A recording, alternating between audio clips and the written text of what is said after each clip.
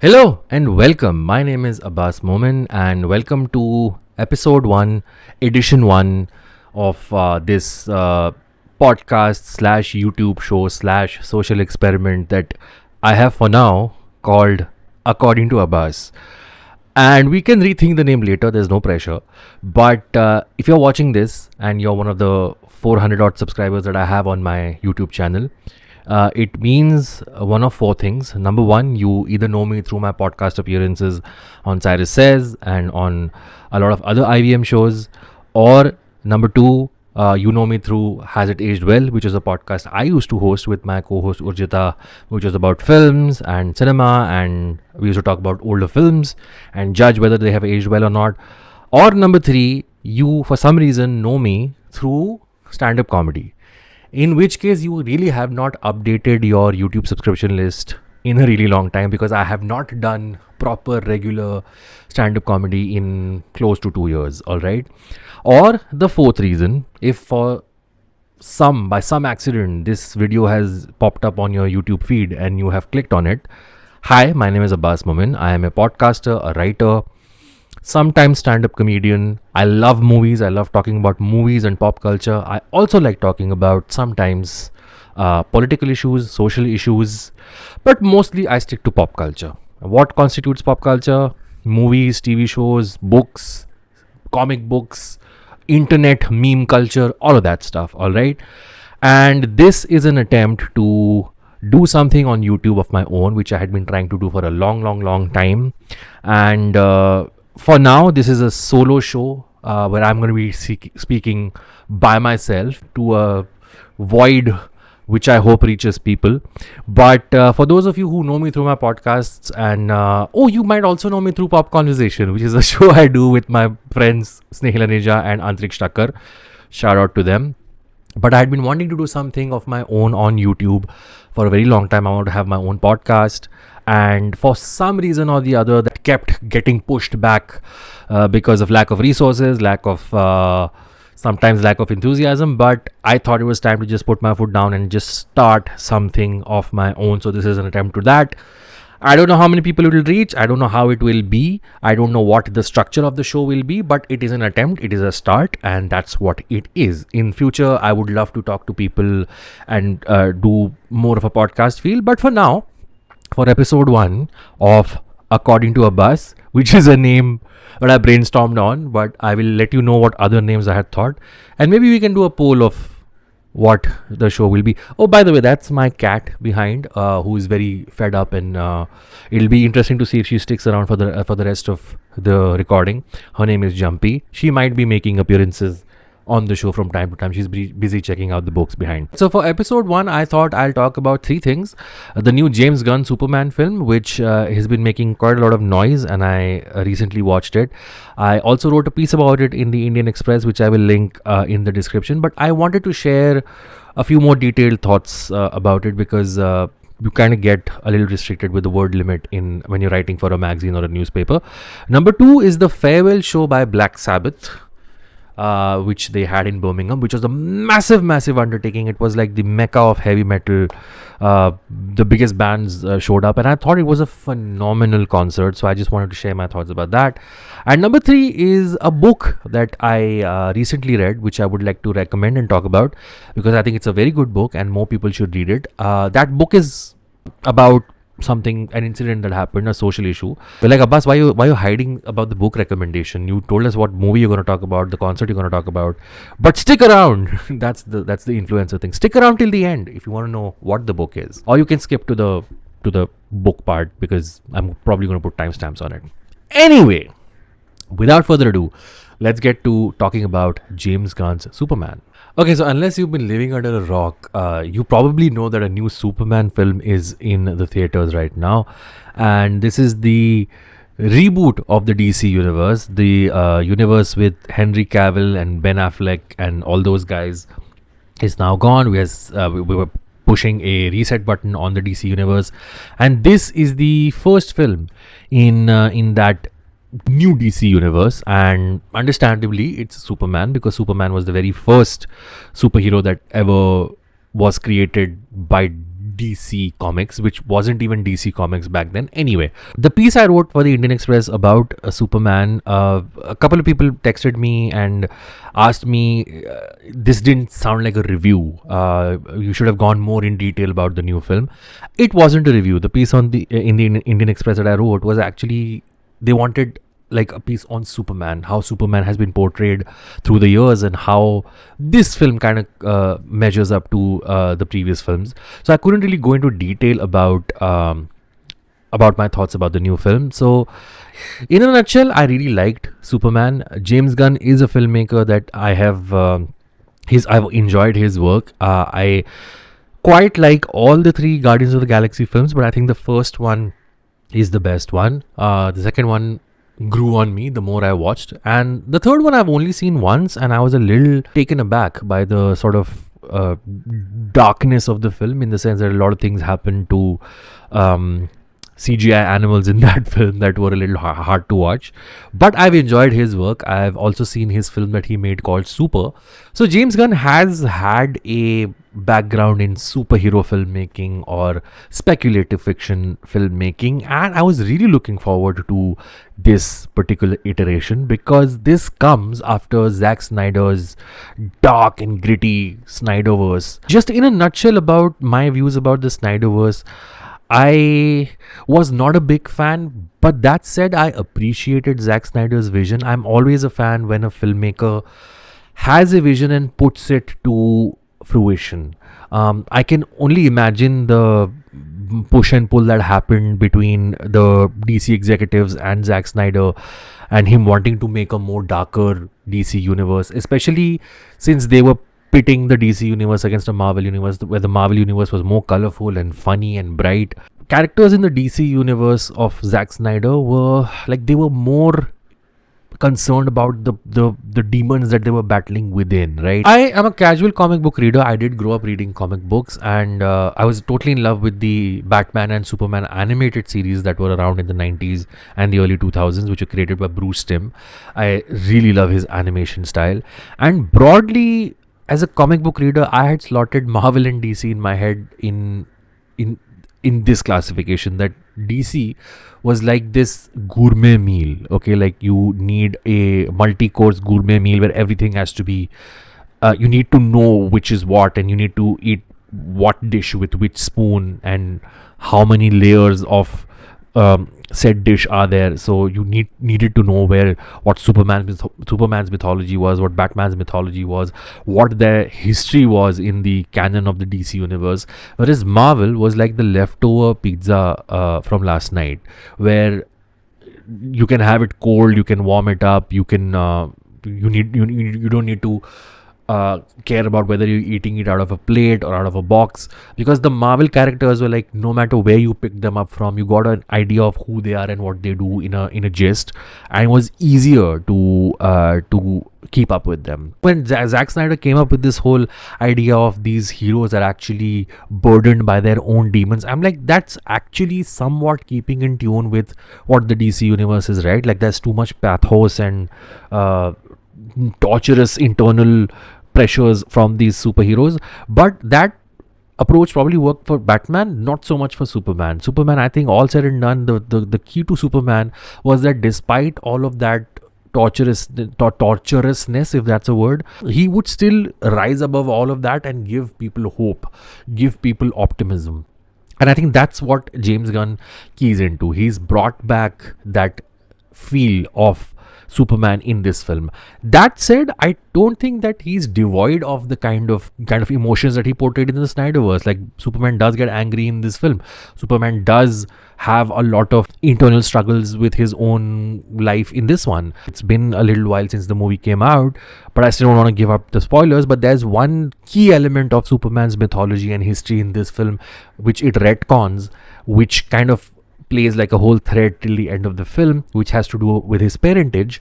And I think that, like, that aspect, Snyder would have really sort of maybe beaten down Superman with that. But what James Gunn does is he actually takes that and makes a poignant point through it with a light-hearted easy on its feet. Like that's the sense I got while watching the entire Superman film, is it was light on its feet.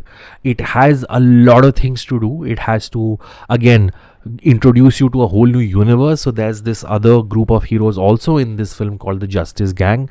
Nathan Fillion plays Guy Gardner, the Green Lantern, he's hilarious in every scene that you see him in.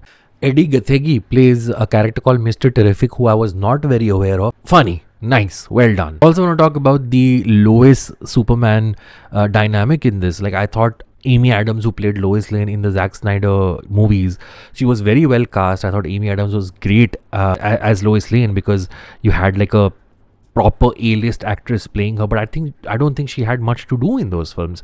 In this film, though, Rachel Brosnahan and David Corenswet, who play Superman and Lois, in little screen time, they still make the chemistry work. And there's a scene early on in Superman where Lois Lane is interviewing Superman, and she's putting him through the ringer. Like, that's what journalists are supposed to do, hold people accountable. I also thought Nicholas Holt's Lex Luthor was very good. I think he's the best portrayal of Lex Luthor so far in all Superman films, across all Superman films. I don't know why, but Lex Luthor has this thing where when people play him on screen, in the movies especially, whether it's Kevin Spacey, whether it's Gene Hackman, whether it's Jesse Eisenberg, they tend to ham it up a little bit, and Nicholas Hoult also does that. But Nicholas Hoult somehow keeps a balance between being the dark, scheming character, who I think Lex Luthor actually is, and the over-the-top, I want to kill Superman right now kind of a feel, right? Like in the Superman animated series, the Lex Luthor who was portrayed or depicted was very very well put together. Like, he was scheming. He wasn't really the bang on your desk kind of a villain. So Nicholas Hoult actually does do that, and I think he's really good, but he comes across as an equal to Superman in the sense that he's on par. Like, he can second guess Superman of whatever he's going to do, and that of course plays a bit of a part towards the end in the plot. But I thought he was really good. So all in all, I think despite the fact that this film is a little overstuffed, it tries to, by now you must have seen that it tries to make some very broad analogies to the real world conflicts. And despite all of that, it gets to the heart of what Superman really is, or who Superman really is. He's a good-hearted Kansas farm boy who wants to save people and also give time to his girlfriend, and also be around for other superheroes, and make sure that if he's not around, that other superheroes can go save people, and set up a universe and do so many things, and do all of that in a little over 2 hours. I also want to talk about Krypto, the super dog. I think this is his first portrayal in a Superman film, and I found Krypto to be really cute and nice and cuddly. Not cuddly, actually, he's a ferocious dog. I've read some criticism that Krypto is overused in this film. I disagree a little bit. I think there's a fine line between portraying something cute to a certain degree and then making them like the Minions. Like, remember how in Despicable Me, the first one, when the Minions showed up, everybody loved the Minions. They're so cute, they're talking gibberish, and they're yellow and they're small. And then Imagine Studios, whatever the animation studio is called, they just made everything into the Minions, and the Minions are the bane of our existence now. So I think James Gunn doesn't do that with Krypto. I do agree that he's slightly used in more stunt sequences than he probably should have. I think it would have been more impactful if Krypto had been established in the beginning. Probably do some cute things with him in the middle, and then his big payoff comes at the end. But Krypto turns out to be the quote-unquote savior of Superman in quite a few places. But despite that, I think the animators, CGI artists, writers did a great job with Krypto, and I really liked him. Also, I loved that this wasn't an origin story. I don't get the criticism of people saying that why weren't we shown or told why Lex Luthor hates Superman in this version. It's Superman and Lex. They're enemies. Even someone who's not steeped into comic book mythology knows that. It's like saying Batman and the Joker. Even the most layperson on the ground, on the road, knows that Batman and Joker are enemies. So if you just don't show us why they hate each other, we know they hate each other. So I think it's great it wasn't an origin story. We were thrown in media res into this world. And I am all for stories where we fill up the backstory of what might have happened. We've completely stopped doing that in popular cinema, especially when it comes to superheroes or sci-fi. And sure, Marvel and Star Wars are probably to blame for this, where Star Wars, once it was sold to Disney, they were like, we're going to tell you the origin story of the seventh person sitting on the Jedi Council, and you will have to watch it. And similarly with Marvel, they're like, we're going to spin off this third lead into their own TV show, which is a prequel, which will tell you how they became to be what they are. I don't need to know the origins of why things were how they are, or how they came to be. I'll fill in the blanks in my head. And at no point in James Gunn's Superman did I feel like, oh, I'm missing out on why this happened. No, it happened. The Justice Gang is funded by a billionaire who is the same character who was played by Pedro Pascal in Wonder Woman 84. I'm forgetting the name of the character. So you know that in this world there are billionaires who are also funding superheroes, which means at some point a billionaire must have also approached Superman to fight for them on their behalf. But Superman must have said no, because he stands for justice, and he stands for being fair and not giving into the hands of a billionaire. I like that. None of that was spelled out, but that one little line that said that, oh, the Justice Gang fights for or is funded by a billionaire and Superman is not, told me everything I needed to know. So I don't get why people are saying we needed to know how this universe or this world started. Nah, it's fine. I like it. I don't need to know. I like the little change that they did to Superman's parentage as well. It's beautiful. Oh, I forgot to mention Jimmy Olsen is really interestingly portrayed in this film. He's supposed to be a ladies' man who has something going on with one of the characters in the film, who he then reveals her to be his source. This is kind of a proto spoiler, but I'm trying to skirt around the actual character.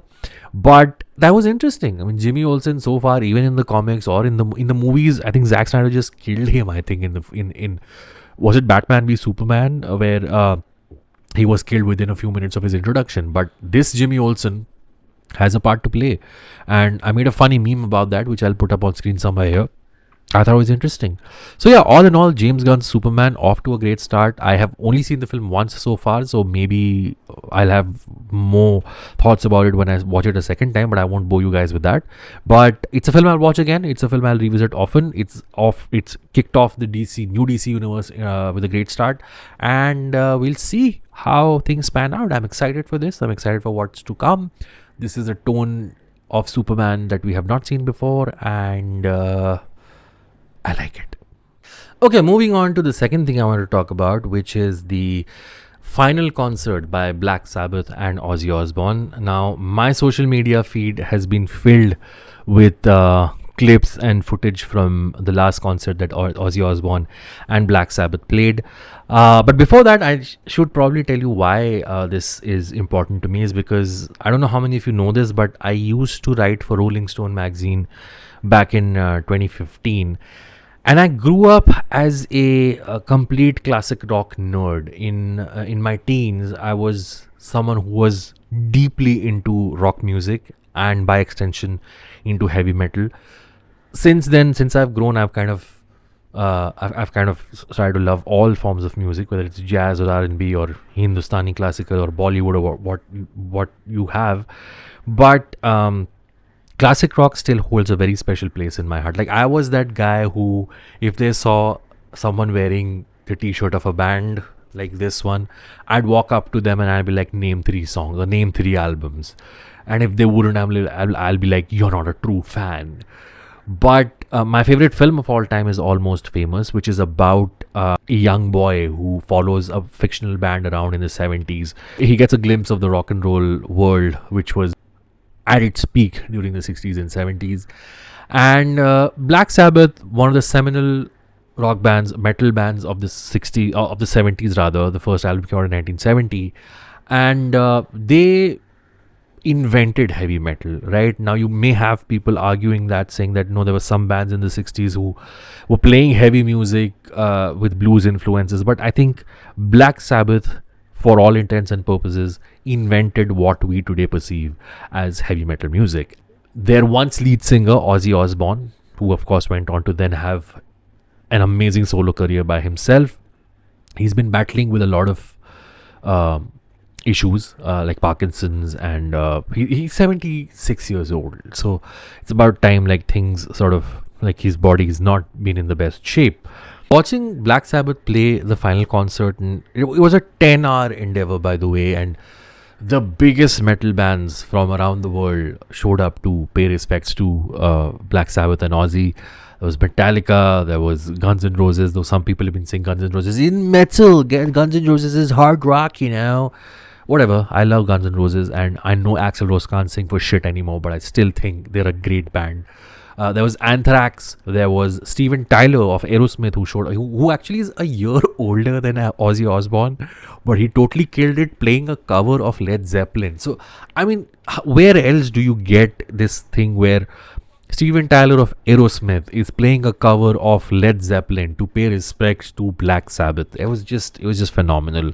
There's a cover of Changes, which is a Black Sabbath song by Young Blood, which is one of the relatively newer bands, which has gone viral. This concert, I think, which was labeled Back to the Beginning, it's going to go down in the history books as one of the most iconic, one of the most legendary concerts of all time.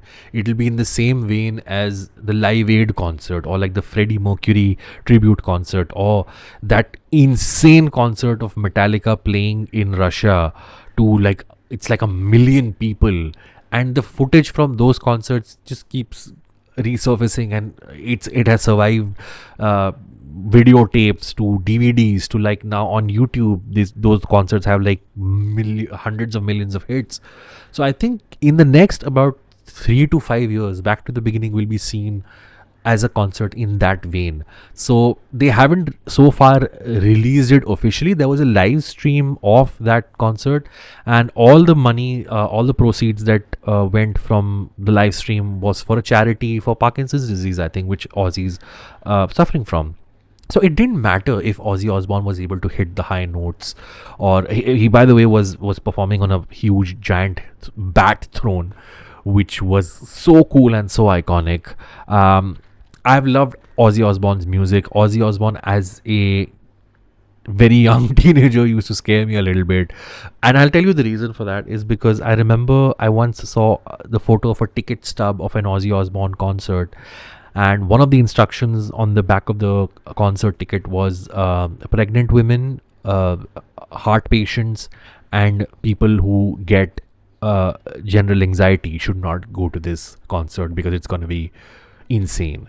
Now, of course, that must have been written to play up the idea that it's going to be a dangerous concert, but I thought that was scary, at the same time so cool. This dark music, this heavy metal, which for many years was associated with Satan and Satanism. And if you see the backstage footage of the Black Sabbath concert, it's like deleted scenes from the movie This Is Spinal Tap. If you haven't seen This Is Spinal Tap, please check it out. It's a mockumentary film that came out in 1984, which is about a fictional rock band called Spinal Tap, and they make fun of every rock and roll rock star cliche. It was directed by Rob Reiner and it's very funny. But a lot of rock bands have seen that film and like, what's funny in this? Because it has some really hilarious instances. Anyway, if you want to, I might talk about This Is Spinal Tap on a future episode. But I think as a millennial, it was kind of bittersweet to see all these bands come together and play because Sabbath was retiring, and I was like, okay, this, like, I'm realizing that the time to watch these iconic rock bands live is slowly running out for us, because a lot of them are in their 60s, 70s. I think Mick Jagger of the Rolling Stones and Keith Richards, I think, in their 80s, and artists like Bob Dylan and the surviving members of Lynyrd Skynyrd, yeah, they are not gonna be around for very long. Paul McCartney is in his 80s. Ringo Starr, I think, is in his 80s. So yeah, there's this palpable shift of one generation of music. And that's the other weird thing, is for my generation, like the music from 1960s till like 2010 can be clubbed together as one large chunk of popular music that is kind of done. and now we have this new generation of music where newer artists don't like to be clubbed in one genre. They like to experiment with genres from album to album or song to song. Like, what genre is Ed Sheeran? I don't know. He's pop, yes, but I do see elements of folk and rock and even rap in his music, right? In an era where bands like Coldplay and Ed Sheeran and all these artists come to India pretty regularly, or in Coldplay's case, when they came, they played like they just camped out here for, I don't know, for a month, and they played so many shows. It's great, but I do feel nostalgic for these iconic bands who we used to crave to see and still crave to see. But I don't know if in my lifetime I'll be able to see any of the Beatles perform, or Bob Dylan perform, or Eric Clapton perform, or of course Ozzy Osbourne. Not anymore.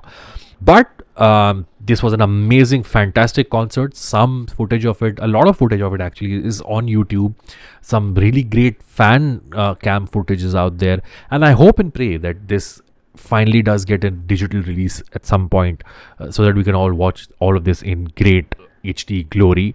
There's a spanking great cover of Children of the Grave by Lamb of God, which they have released officially on their YouTube and like across all streaming platforms, music platforms, so you can check that out. But this was great. I just loved it, watching Ozzy sitting on his throne one last time.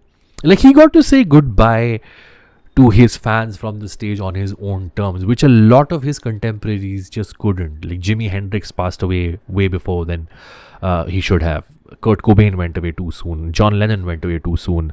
A lot of these great rock gods, rock icons just fade away. They don't get to have that last hurrah. Their music starts to, like, they stop selling records. They don't have the same energy to tour anymore, so they just fade into obscurity. But Ozzy was an exception to that, and Black Sabbath was an exception to that. And they brought back their original drummer Bill Ward to play the concert, who was shirtless. I think he's in his 70s and he was shirtless and playing the drums, which just goes on to show, man, rock and roll is ageless. It'll just be, well, I just hope it's around for a long time. So yeah, Black Sabbath, fan forever. Check out the concert. Okay, so if you stuck around till the end to know what book I'm going to recommend, or if you just straight away clicked on the timestamp for the book, this is the book I am recommending. I hope you can see it.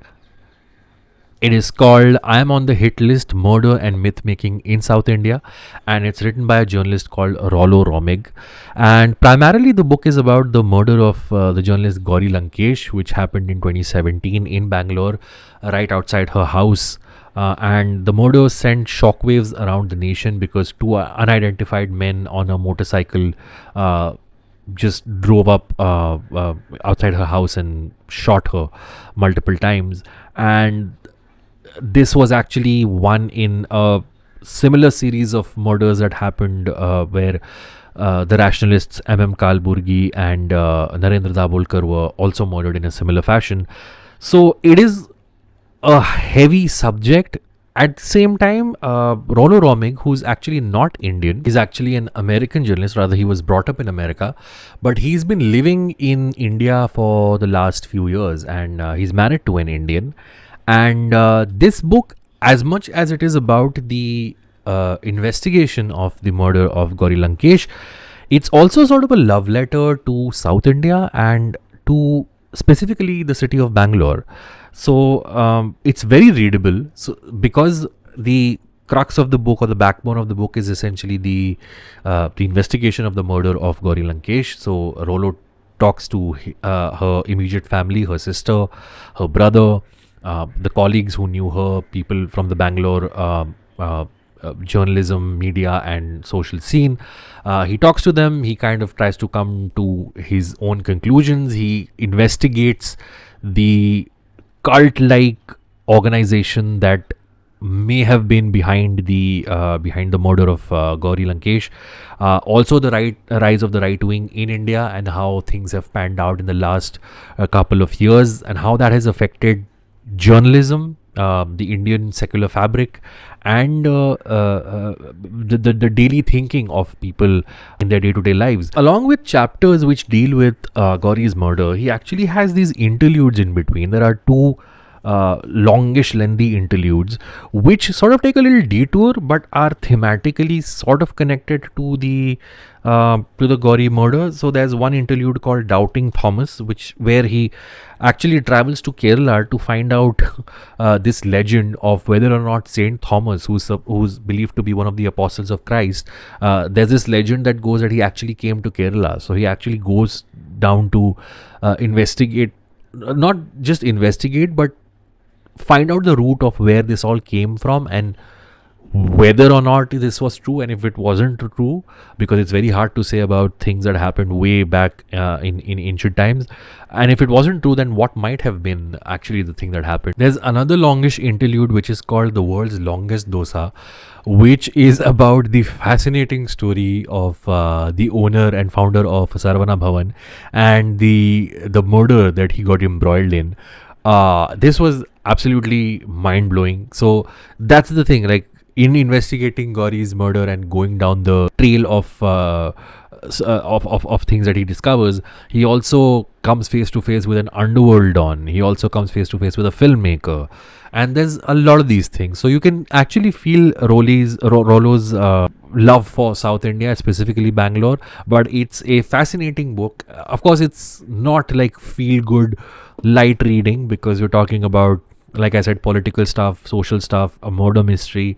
But within that, there is an appreciation for India, for the secular fabric of India, the fact that we may not be belonging to the same religion or speak the same language, and despite different faiths and so many differences, for some reason we have for centuries coexisted together, and how in 2024/25 that is being challenged. But it's a very well written book. I couldn't put it down. This actually got me out of a reading slump which I was in. So if you're someone who reads nonfiction, or even if you don't read nonfiction, if you're someone who wants to give a shot to reading nonfiction, there's a lot of mal masala in this book, and it gives you enough to think and ponder over.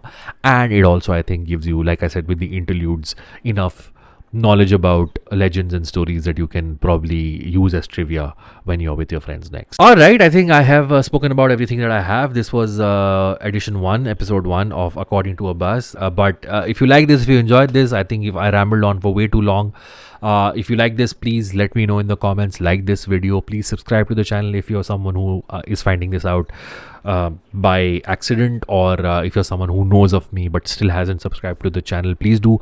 I will try and put out one episode every week. I have not decided upon the day of release, which I should, because it'll help me nail down the release structure. But yeah, this show will hopefully evolve and become something better and nice and good. But for that, I need your support. So please like this video, subscribe to the channel, check out my other stuff that I do. I do interviews on a channel called The Comment Section. Please go check that out. Again, the link will be in the description. I've done interviews with Raghupit Yadav over there. I've done interview with Amol Parashar. And the new one with Anurag Saikia, I think, should be out by the time you watch this. So check that out. There's an interview with the writer of Panchayat called Chandan Kumar, which is pretty good. So you can go check those out. Check out our podcast on the Filmy Kolada channel, where I do pop conversation with Snehil and Antariksh. And you can follow me on Instagram at AbbasMomin88, on Twitter at AbbasMomin. And please subscribe to the channel one last time. I think I've said that 5 times by now, but I really want this channel to grow so that I can do stuff on my own and put out stuff that I really want to. Thank you so much. If you have any questions, any queries, anything you want me to do, I need your feedback. Put them down in the comments or DM me on Instagram. If you're someone who knows the YouTube game and would like to help me out, I really, really need your help. Please reach out to me. And yeah, that was episode 1 of According to Abbas. I'll see you next time very soon. Thank you so much.